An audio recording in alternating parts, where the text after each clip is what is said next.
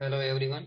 आज के इस सेशन में हम Rajasthan public service commission Rajasthan लोक सेवा आयोग अजमेर द्वारा जो कॉलेज एजुकेशन डिपार्टमेंट के लिए असिस्टेंट प्रोफेसर की भर्ती होती है उसमें ज्योग्राफी सब्जेक्ट से संबंधित सिलेबस को डिस्कस करेंगे।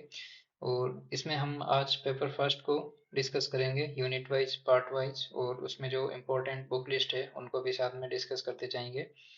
और जो सेकंड और थर्ड पेपर है उनको हम अलग सेशन में डिस्कस करेंगे और उनकी भी पार्ट वाइज और जो इम्पोर्टेंट बुक लिस्ट है उनके बारे में डिस्कस करेंगे। तो आपको स्क्रीन पर जो सिलेबस दिख रहा है वो इंग्लिश स्क्रिप्ट में है, जो कि आरपीएससी की वेबसाइट पर हिंदी में इसका सिलेबस प्रोवाइड नहीं किया गया है। तो हिंदी में ट्रांसलेशन जो ट्रांसलेट किया जाता है उसमें कुछ वर्ड की त्रुटि या जो शब्द का जो मीनिंग है वो अलग निकलने लगता है, और क्लियरिटी नहीं आती है शब्दों में। इस वजह से इंग्लिश में डिस्कस करेंगे और सिलेबस को पॉइंट वाइज समझने की कोशिश करेंगे। ठीक है, उससे पहले असिस्टेंट प्रोफेसर के लिए 3 एग्जाम होते हैं किसी भी सब्जेक्ट में हो। हम ज्योग्राफी का डिस्कशन करेंगे, तो पेपर फर्स्ट, पेपर सेकंड और पेपर थर्ड। ठीक है, जो प्रथम 2 सब्जेक्ट होते हैं वो सब्जेक्ट डोमेन होते हैं। जैसे ज्योग्राफी है तो ज्योग्राफी में पहला पेपर और दूसरा पेपर, जो ज्योग्राफी का सिलेबस है उसको 2 पेपर में डिवाइड किया हुआ है।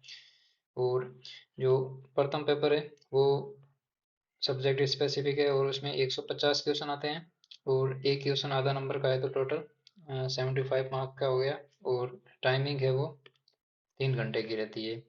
और सेम सब्जेक्ट जो सेकंड पेपर है उसमें भी सेम रहता है, 150 क्वेश्चन आते हैं, 75 मार्क्स, और 3 घंटे का टाइमिंग रहता है। उसके बाद में जो थर्ड पेपर है वो राजस्थान जीके से संबंधित है, राजस्थान जीके से रिलेटेड है। और इसमें 100 क्वेश्चन आते हैं, और एक 50 नंबर की जो मार्किंग मैक्सिमम मार्किंग है वो 50 है। ठीक है, क्योंकि एक क्वेश्चन आधा नंबर का है तो 100 क्वेश्चन 50 नंबर के, और इसमें 2 घंटे का टाइम रहता है। ठीक है, तो ये थे 3 पेपर। और आज हम पहले पेपर के सिलेबस के बारे में, ज्योग्राफी से रिलेटेड जो पहला पेपर है उसको डिस्कस करेंगे सिलेबस को। तो चलिए डिस्कशन स्टार्ट करते हैं। इसमें पार्ट फर्स्ट है, पेपर फर्स्ट का पार्ट फर्स्ट, वो है development of geographical thought and research methodology. ठीक है, इसमें 2 यूनिट में है वापस। जिसमें यूनिट फर्स्ट है वो history of geographic thought, and जो यूनिट सेकंड है वो है रिसर्च मेथोडोलॉजी। ठीक है, तो पहले हम यूनिट फर्स्ट को, जो हिस्ट्री ऑफ जियोग्राफिक थॉट है उसके बारे में डिस्कशन करते हैं। तो इसमें है development of geographical knowledge, development of geographical knowledge during ancient and medieval period. कहने का मतलब जो भूगोल से संबंधित ज्ञान है उसका विकास कैसे हुआ, और उसमें भी एंशियंट प्राचीन टाइम में और मध्यकालीन टाइम में ज्योग्राफी का जो नॉलेज है, जो ज्योग्राफी का ज्ञान है उसका कितना विकास हुआ। उसके बाद में contribution contribution of Greek, Roman and Arab geographers. जो अलग स्कूल है अलग अलग जियोग्राफिकल थॉट की, उसमें ग्रीक से संबंधित, रोमन और अरब जियोग्राफर्स का क्या रोल रहा, उन्होंने क्या कॉन्सेप्ट दिया उनको। क्योंकि ये इनिशियल फेज में जो जियोग्राफिकल डेवलपमेंट है, नॉलेज का डेवलपमेंट है, वो इनिशियल फेज में था। तो इसमें ग्रीक्स ने कौन कौन से कॉन्सेप्ट दिए, उसमें पृथ्वी के डायमीटर के बारे में बोला। उसके बाद में अलग अलग जो लेंथ के बारे में कॉन्सेप्ट दिए। ठीक है, हेलियोसेंट्री के बारे में दिया। ठीक है, अलग अलग कॉन्सेप्ट दिए तो उनके बारे में। उसके बाद में फाउंडेशन ऑफ मॉडर्न ज्योग्राफी। ठीक है, मॉडर्न ज्योग्राफी में contribution of German, French, British और अमेरिकन स्कूल, इनके बारे में डिटेल से है कि जर्मन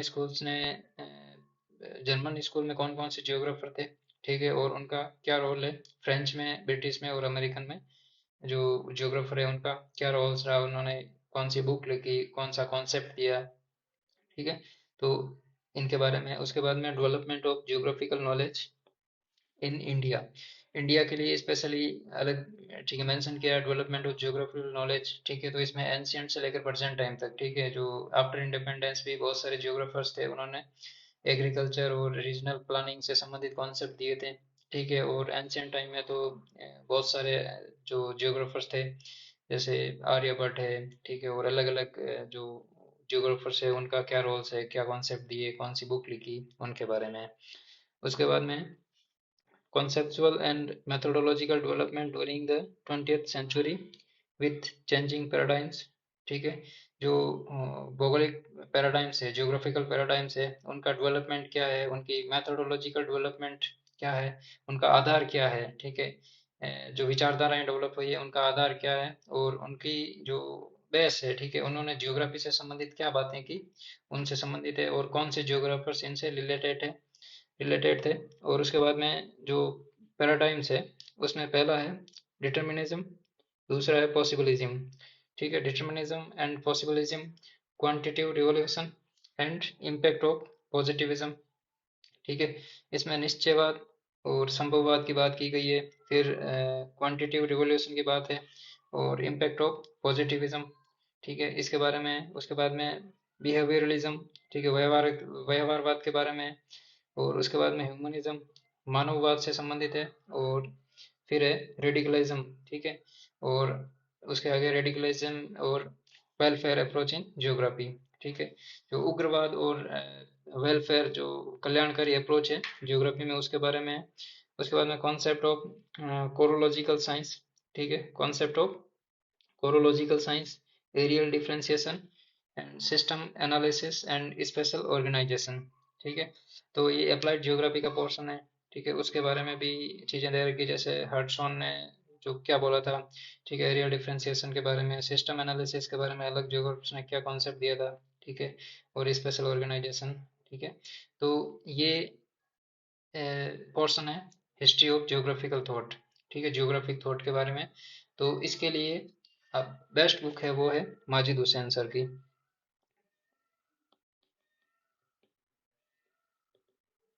माजिद हुसैन सर की बुक है वो सफिशिएंट है। ठीक है, उसके बाद में जो सेकंड यूनिट है वो है रिसर्च मेथोडोलॉजी। ठीक है, रिसर्च मेथोडोलॉजी में meaning, types and significance of research. जो अनुसंधान है उसका अर्थ क्या है, उसके कितने प्रकार है और उसकी महत्ता क्या है। उसके बाद में है रिसर्च अप्रोचेज।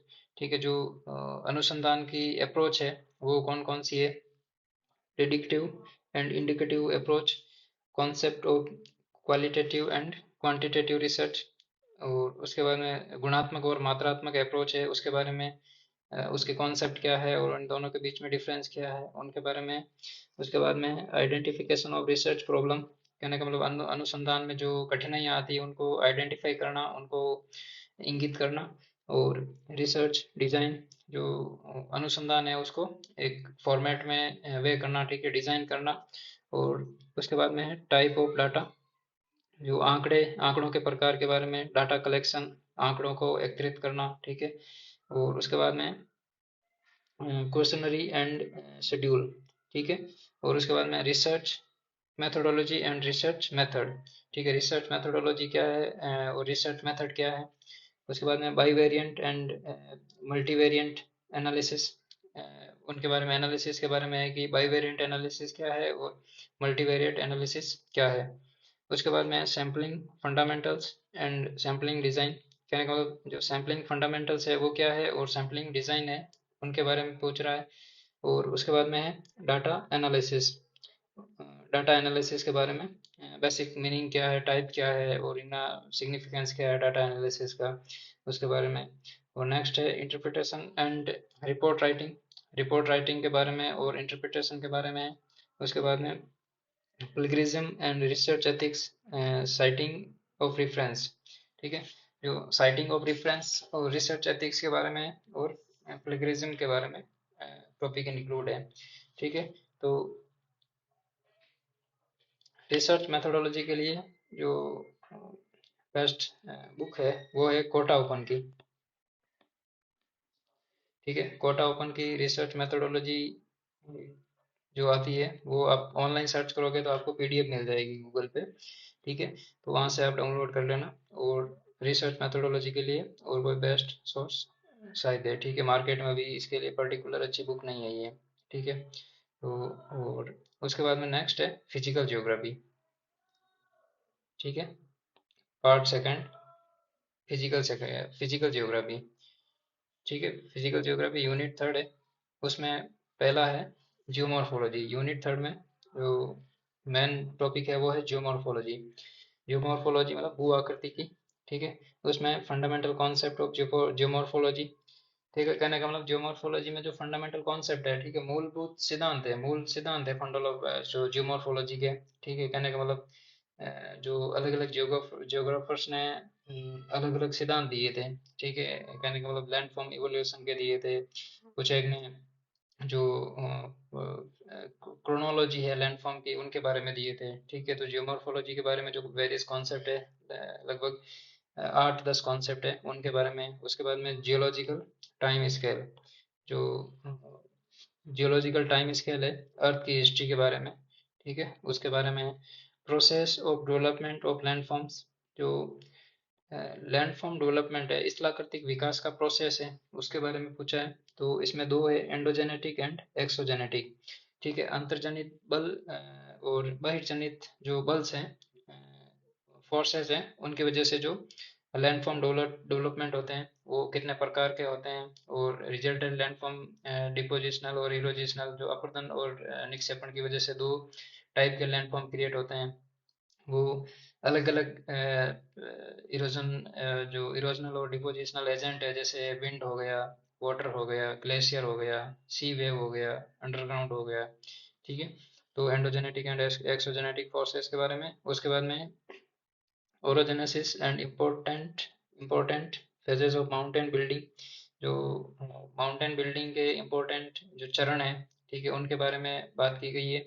और माउंटेन बिल्डिंग थ्योरीज, जो पर्वत निर्माण निर्माण से संबंधित अलग अलग विद्वानों ने जो भूगोलवेताओं ने अलग अलग मत दिए थे उनके बारे में। और continental drift end plate tectonic, ठीक है, उसके बारे में। कॉन्टिनेंटल ड्रिफ्ट थ्योरी और plate tectonic theory. Denudation process, denudation process में वेदरिंग एंड इरोजन, ठीक है। इसमें वेदरिंग एंड इरोजन में जो एंडोजेनेटिक एंड एक्सोजेनेटिक फोर्सेस में हमने डिस्कस किया था ना, उसमें और भी बहुत सारे फोर्सेस हैं, जैसे टेक्टोनिक मूवमेंट हो गया, अर्थक्वेक की वजह से एंडोजेनेटिक हो गया। और कोई आउटर स्पेस से कोई ऑब्जेक्ट गिरा है, फॉर एग्जांपल कोई कोई चट्टान का टुकड़ा गिरा, ठीक है, उसकी वजह से कोई लैंडफॉर्म क्रिएट हुआ, जैसे सुडो वोल्केनो बोल सकते हैं हम, ठीक है। तो उससे संबंधित भी है। और एंडोजेनेटिक और एक्सोजेनेटिक फोर्सेस में वेदरिंग और इरोजन का भी रोल रहता है, ठीक है। कॉन्सेप्ट ऑफ जियोमॉर्फिक साइकिल, जो जियोमॉर्फ जियोमॉर्फिक साइकिल है, उसमें डेविस का है, पेंक का है, तो उनके बारे में। और उसके बाद में land forms associated with fluvial, glacial, arid, coastal and karst cycle, ठीक है। तो इनके जो अलग अलग, जैसे जलोढ़ निक्षेप है, हिमानी निक्षेप है, पवन द्वारा है, तटीय है, और क्रस्ट सॉरी कास्ट इस तरह करती है, जो अंडरग्राउंड वाटर होती है, लाइमस्टोन जो डोमिनेंट रॉक्स होती हैं उनमें ये डेवलपमेंट होता है इनका, ठीक है। तो एंडोजेनेटिक एक्सोजेनेटिक फोर्सेस है, उनकी वजह से जो process of development of landform होता है, ये सिमिलर है किसके, वेदरिंग और इरोजन के, जो डेन्यूडेशन प्रोसेस है वो। और उसके बाद में डेन्यूडेशन प्रोसेस की वजह से अपरदन और निक्षेपण होता है, उसकी वजह से यहाँ पे बहुत सारे लैंडफॉर्म बनते हैं, किसकी वजह से, इन fluvial, glacial, arid, coastal and karst cycle की वजह से, ठीक। उसके बाद में slope forms and concept of slope evolution, जो ढाल से संबंधित कॉन्सेप्ट है, ठीक है, उनके निर्माण से संबंधित उनके बारे में, जैसे एल सी किंग ने क्या बोला था, ठीक है। उसके बाद में अलग अलग जियोग्राफर्स ने अलग अलग व्यू दिए थे उनके बारे में। उसके बाद में environmental and applied geomorphology and geomorphic hazard, जो अप्लाइड एंड एनवायरमेंटल जियोमॉर्फोलॉजी है उनके बारे में। और जियोमॉर्फिक हैजार्ड्स कौन कौन से हैं, ठीक है, उनके बारे में। तो जियोमॉर्फोलॉजी के लिए बेस्ट बुक कौन सी है, वो है सविंदर सिंह। महेंद्र सिंह जियोमॉर्फोलॉजी के लिए बेस्ट बुक है, ठीक है। उसके बाद में क्लाइमेटोलॉजी, क्लाइमेटोलॉजी में सिलेबस है वो है composition and structure of atmosphere, ठीक है। जो वातावरण है उसका, उसकी संरचना क्या है, और कॉम्पोजिशन का मतलब कौन कौन सी गैसों से मिलकर बना, कौन सी गैस ज़्यादा है, कौन सी कम है सीक्वेंस में।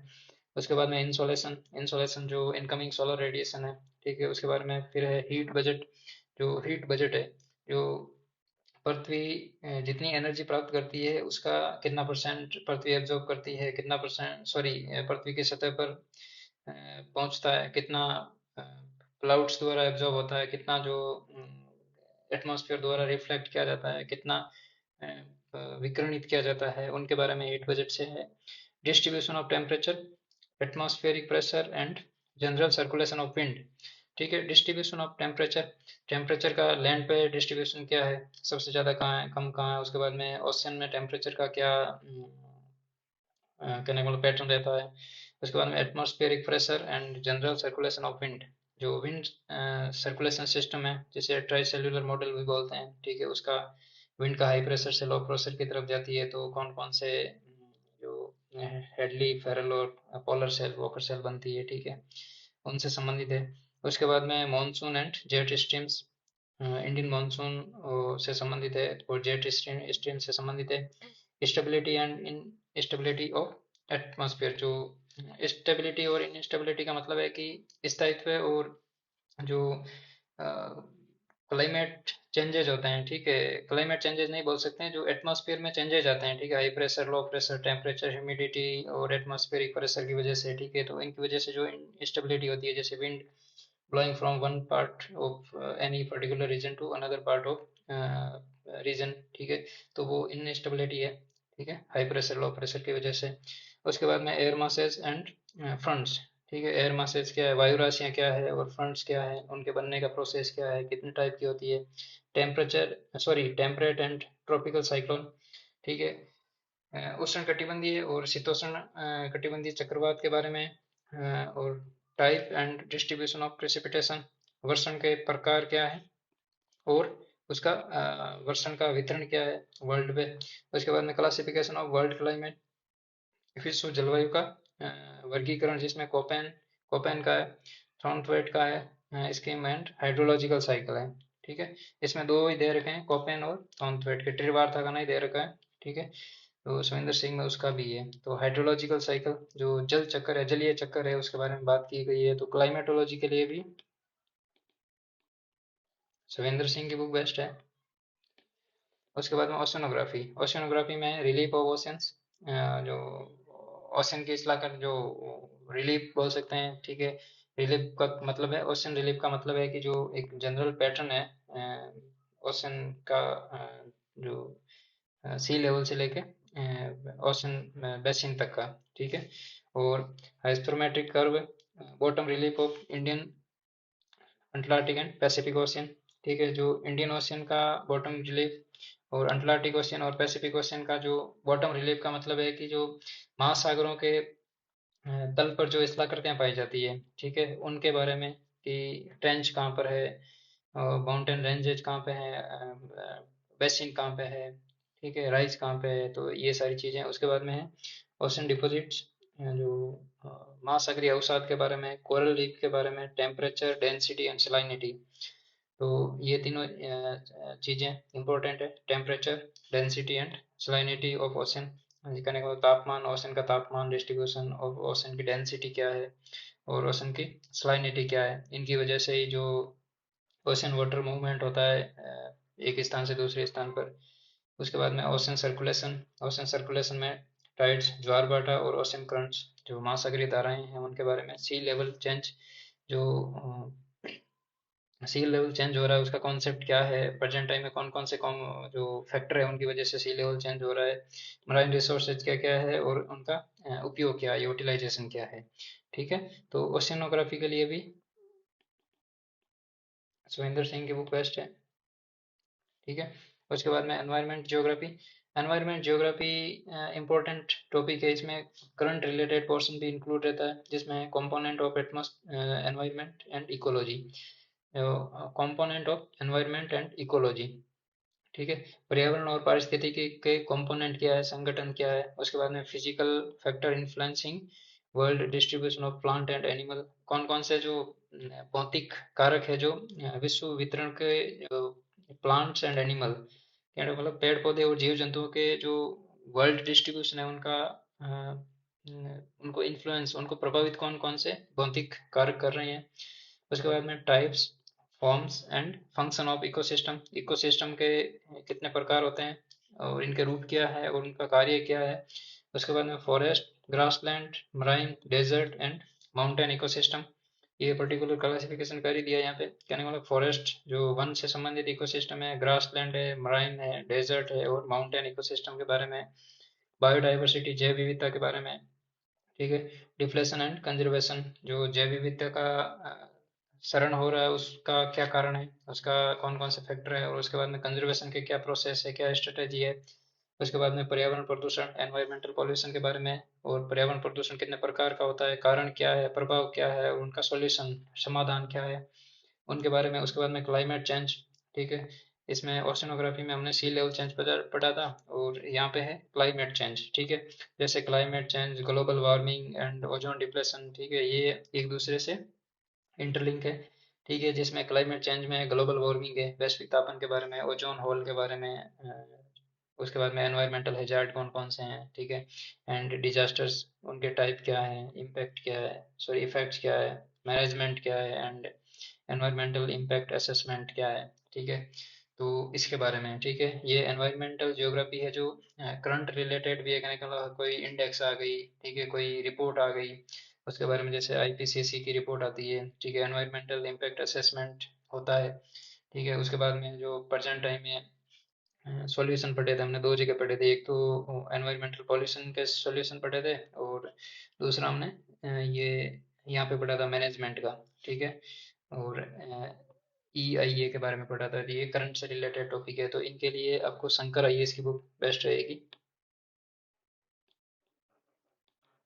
शंकर IAS की बुक, ठीक है, वो एनवायरनमेंट से रिलेटेड है और बहुत अच्छी सफिशिएंट बुक है, ठीक है। उसके बाद में प्रैक्टिकल ज्योग्राफी, जो पार्ट थर्ड है पेपर फर्स्ट का, वो है प्रैक्टिकल ज्योग्राफी। प्रैक्टिकल ज्योग्राफी में यूनिट जो छठी है, ठीक है, सॉरी सातवीं यूनिट है, वो है कार्टोग्राफी के बारे में, ठीक है। इससे पहले हमने जो फिजिकल ज्योग्राफी की 4 यूनिट पढ़ी थी, उसमें पहली है जियोमॉर्फोलॉजी, सेकंड है क्लाइमेटोलॉजी, फोर्थ ओशियनो, और फिफ्थ है वो एनवायरनमेंट से रिलेटेड है। और कितनी, चार ही तो हुई ना, geomorphology, climatology, oceanography and environmental geography, ठीक है। और उसके बाद में पार्ट थर्ड है प्रैक्टिकल ज्योग्राफी। प्रैक्टिकल ज्योग्राफी में पहला है कार्टोग्राफी, ठीक है। कार्टोग्राफी में है कि type of maps and there interpretation, ठीक है। जो मैप कितने प्रकार के, मानचित्र कितने प्रकार के होते हैं, ठीक है, और उनका इंटरप्रिटेशन है।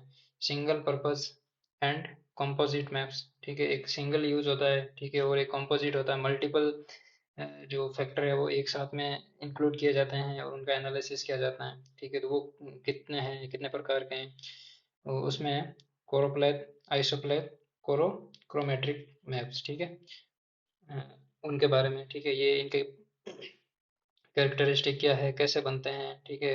तो ये हो गए कंपोजिट मैप, ठीक है, जिनमें कोरोप्लेथ, आइसोप्लेथ एंड कोरोसोमेट्रिक मैप, ठीक है।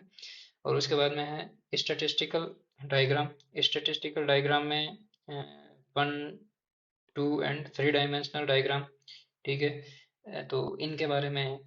तो ये जो डायग्राम्स के बारे में और मैप्स के बारे में है, ये आपको 11th क्लास की, सॉरी 12th क्लास की जो NCERT है, प्रैक्टिकल जियोग्राफी, ठीक है, 12th क्लास की प्रैक्टिकल जियोग्राफी है, ठीक है। उसमें इन चीज़ों के बारे में है।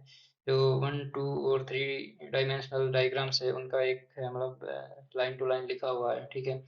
जिसमें बार डायग्राम है, पाई डायग्राम है, ठीक है, और अलग अलग जो डायग्राम्स है उनके बारे में अच्छे से दे रखा है, ठीक है। और उसके बारे में, उसके बाद है क्लाइमेटिक ग्राफ्स, ठीक है, जिसमें क्लाइमोग्राफ, हेदरग्राफ, क्लाइमेटोग्राफ, ठीक है, ये ग्राफ्स आपको मिलेंगे, क्लाइमेटिक ग्राफ्स मिलेंगे आपको। ये मिश्रा एंड शर्मा की एक न्यू एडिशन आया है, ठीक है, उसमें आपको ये सारी चीज़ें मिल जाएगी, ठीक है, मिश्रा एंड शर्मा, ठीक है। प्रैक्टिकल ज्योग्राफी की एक नई बुक लॉन्च हुई है, ठीक है, उसमें अच्छा दे रखा है इनके बारे में, ठीक है, लाइन टू लाइन। उसके बाद में मैप प्रोजेक्शंस, ठीक है, उसमें क्लासिफिकेशन, मैप प्रोजेक्शन कितने प्रकार का होता है, and their specific use and toposheet, जो मैप की टोपोसिट होती है और उनका यूज, अलग अलग यूज, ठीक है। जैसे कल्चरल मैप कैसे होते हैं, पॉलिटिकल, फिजिकल, ठीक है, इन अलग अलग मैप्स के बारे में। और उसके बाद में टॉप सीट और traditional and open series map के बारे में भी ये चीज़ें हैं। तो मैप प्रोजेक्शन के बारे में एनसीईआरटी 11th की एनसीईआरटी है प्रैक्टिकल जियोग्राफी, उसमें इन चीज़ों को इंक्लूड किया गया है, लेकिन ज़्यादा कहने का मतलब सिलेबस के अकॉर्डिंग और बदलते एग्जाम पैटर्न के हिसाब से नहीं है, ठीक है। तो आप जो मैप प्रोजेक्शन है वो आशीष सरकार की बुक आती है, ठीक है। आशीष सरकार की प्रैक्टिकल जियोग्राफी की बुक आती है, टेक्स्ट बुक नाम से, वो इम्पोर्टेंट है, उसमें ये सारी चीज़ें डिटेल से दे रखी है, ठीक है। उसके बाद में जियो स्पेशल टेक्निक्स, जियो स्पेशल टेक्निक्स में remote sensing and computer application in mapping, ठीक है। जो मैपिंग प्रोसेस है उसमें कंप्यूटर एप्लीकेशन, कंप्यूटर का क्या रोल है और रिमोट सेंसिंग का क्या रोल है।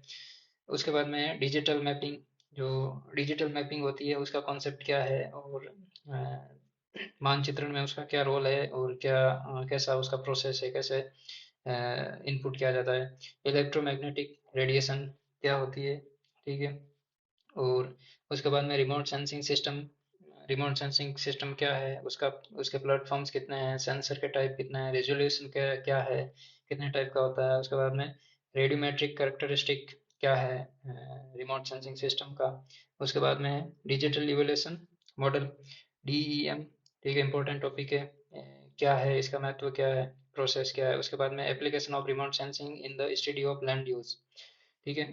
जो भूमि उपयोग है उसके अध्ययन के लिए जो रिमोट सेंसिंग है उसकी क्या एप्लीकेशन है, क्या किस टाइप से हम रिमोट सेंसिंग को लैंड यूज के लिए स्टडी करते हैं, स्टडी के लिए यूज करते हैं। उसके बाद में land cover and resources planning, ठीक है।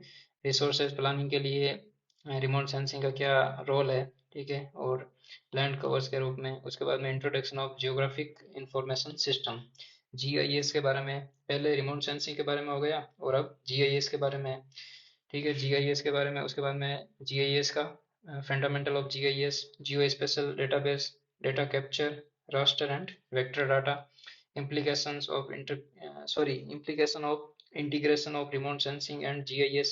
कहने का मतलब यहाँ पे बोल रहा है कि जियो स्पेशल डेटाबेस क्या होता है, data capture and raster and vector data, ठीक है। ये चीज़ें आपको, ये जियो स्पेशल टेक्निक्स पूरी यूनिट है 11, तो नहीं, सॉरी, हाँ, 11th और 12th की जो बुक है प्रैक्टिकल ज्योग्राफी की, 12th की एनसीईआरटी की, उसमें बेसिक चीज़ें दे रखी है। उसमें जैसे जो रिमोट सेंसिंग है उसके प्रोसेस दे रखे हैं, ठीक है। और उसके बाद में रिजोल्यूशन के बारे में दे रखा है, रेडियोमेट्रिक करेक्टरिस्टिक के बारे में दे रखा है, platform, sensors, model, application, remote sensing के बारे में दे रखा है, ठीक है।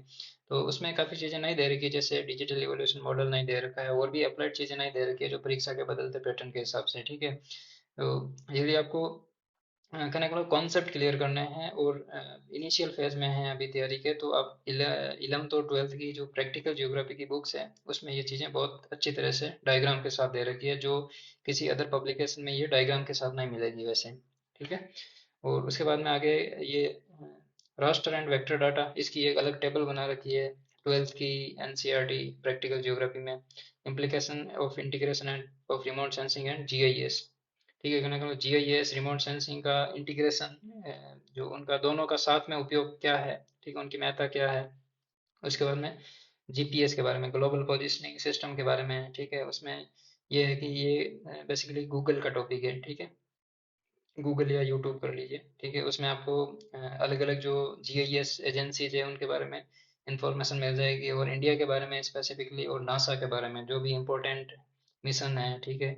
और जीपीएस के बारे में जो भी डिटेल्स है, बेसिक कितने सैटेलाइट होते हैं, उनका वर्क फंक्शनिंग क्या होती है, ये सारी चीज़ें। तो अ, इस यूनिट के लिए, यूनिट 8 जो स्पेशल टेक्निक्स के लिए आपको 11th और 12th की एनसीईआरटी, 11th एंड 12th की प्रैक्टिकल ज्योग्राफी, और उसके साथ में मिश्रा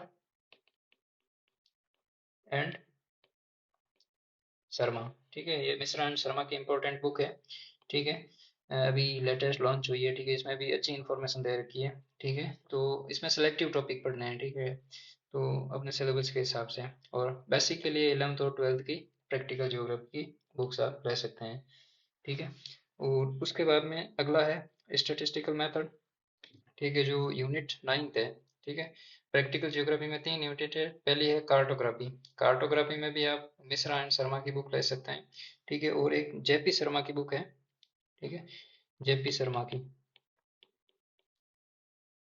ठीक है। जेपी शर्मा की बुक भी इंपॉर्टेंट है, लेकिन cartography, Jio special techniques and statistical method के लिए 11th और 12th की एनसीईआरटी जो प्रैक्टिकल ज्योग्राफी है, यदि उनमें टॉपिक मिल रहे हैं आपको, ठीक है, तो वहां से भी एक बार बेसिक डिटेल अच्छे से कर सकते हैं, जो अच्छी तरह से ग्राफिक फॉर्म में दे रखी है। उसके बाद में स्टैटिस्टिकल मेथड, जो यूनिट 9 है पेपर फर्स्ट की, उसमें data tabulation, study of frequency distribution and measuring of central tendency, ठीक है, मेजरिंग ऑफ सेंट्रल टेंडेंसी, ठीक है, selection of class interval for mapping, ठीक है। तो ये data tabulation, study of frequency distribution and measuring measures of central tendency है, ये 12th की एनसीईआरटी है प्रैक्टिकल ज्योग्राफी, उसका जो चैप्टर फर्स्ट है उसमें ये टॉपिक अच्छे से दे रखे हैं, ठीक है, मीन मीडियन मोड के बारे में, ठीक है, 12th की एनसीईआरटी के बारे में। उसके बाद में है selection of data interval and mapping, sorry for mapping, selection of class interval, sorry मैंने डाटा बोल दिया, selection of class intervals for mapping, measuring of dispersion and concentration, standard deviation, Lorentz curve, Gini's coefficient method of measuring association, simple and multiple correlation and regression, ठीक है। ये सारे topic 12th के NCERT में इतने नहीं डीप नहीं दे रहे हैं बाकी वाले, जैसे ये आपके यहाँ से लेके, ठीक है, selection of class interval for mapping, measuring of dispersion, concentration, standard deviation, Lawrence curve, Guinea coefficient method of measuring association, simple and multiple correlation and regression, ये आपको मिश्रा एंड शर्मा की बुक है, ठीक है, मिश्रा एंड शर्मा की बुक है, लेटेस्ट एडिशन है, उसमें आपको अच्छे से इस चीज़ों को देख सकते हैं। और एक बुक और है, पीएम शर्मा, पीएम शर्मा। तो आप इन दोनों बुक को कंपेयर करके जो आपको बेस्ट लगे, मिश्रा एंड शर्मा या फिर पीएम शर्मा, ठीक है, इनमें से जो भी बेस्ट बुक लगे आपको टॉपिक के हिसाब से, सिलेबस के हिसाब से, वो आप पुटअप कर सकते हैं।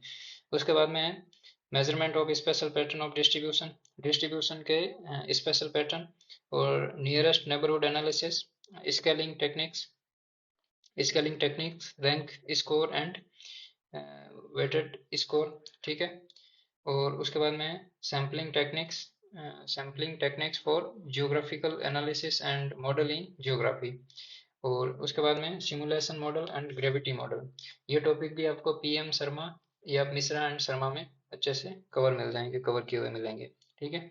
तो इसमें स्केलिंग टेक्निक्स है, rank score and weighted score है, ठीक है, sampling techniques for geographical analysis and model in geography, simulation model and gravity model, ठीक है।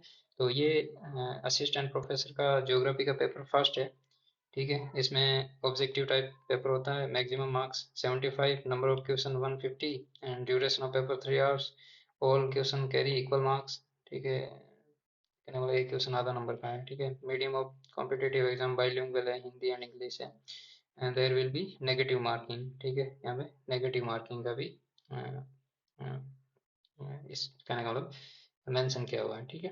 तो ये आपके पेपर फर्स्ट है, ठीक है। पेपर फर्स्ट में बेसिकली 3 पार्ट है। फर्स्ट पार्ट में है history of geographical thought and research methodology, ठीक है। जो आप जियोग्राफिकल थॉट है वो माजिद हुसैन सर की बुक से कर सकते हैं, और रिसर्च मेथोडोलॉजी कोटा ओपन से कर सकते हैं। उसमें उसके बाद में जियोमॉर्फोलॉजी, क्लाइमेटोलॉजी एंड ओशिनोग्राफी, ये तो 3 टॉपिक है, 3 यूनिट है, वो सुविंदर सिंह से कर सकते हैं।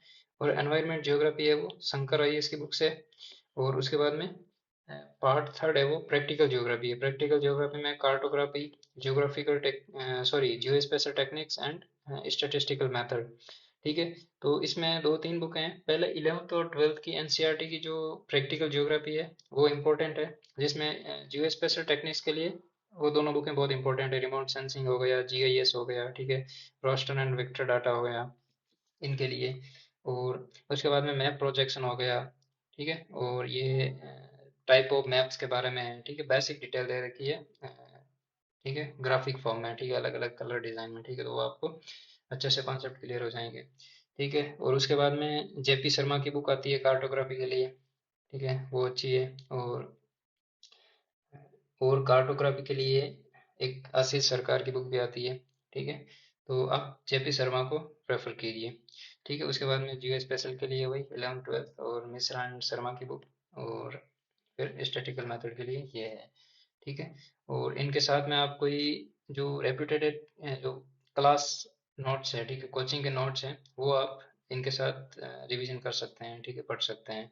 ठीक है, और इनमें भी जो सविंदर सिंह बुक है वो काफ़ी बड़ी है। ठीक है, तो सविंदर सिंह बुक है, उसमें से जो टॉपिक है, ठीक है, जैसे फंडामेंटल कॉन्सेप्ट ऑफ जियोमॉर्फोलॉजी है, ठीक है, इससे पहले उसमें बहुत सारे चैप्टर दे रखे हैं, उनको नहीं पढ़ना है। ठीक है, जियोलॉजिकल टाइम स्केल के बारे में अलग से चैप्टर है। ठीक है, एंडोजेनेटिक एंड एक्सोजेनेटिक फोर्सेज के बारे में, तो आपको टॉपिक वाइज उस बुक को पढ़ना है, टॉपिक से बाहर कुछ भी नहीं पढ़ना है। ठीक है, तो ये है पेपर फर्स्ट, और इसके बाद हम पेपर सेकंड और थर्ड को भी डिस्कशन करेंगे। चलिए, थैंक यू।